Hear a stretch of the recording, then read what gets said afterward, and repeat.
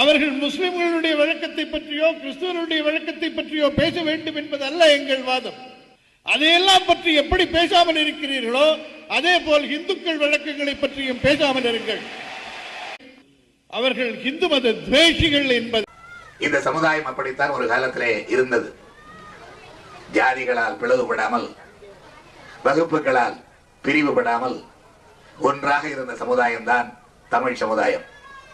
இப்படி ஒன்றாக இருப்பது தங்களுக்கு நல்லதல்ல என்று கருதிய ஒரு கூட்டத்தார் இவர்களை பிரித்து பிரித்து வைத்தால்தான் அடக்க முடியும் என்ற சூழ்ச்சி மனப்பான்மையோடு பிரித்து வைத்து பிளவுபடுத்தி ஒன்றாக இருந்தால் அடக்க முடியாது என்ற காரணத்தால் பல கூறுகளாக நம்மை ஆக்கி இன்றைக்கு ஆதிக்க உரியினர் அடக்கி ஆண்டு கொண்டிருக்கின்றார்கள்.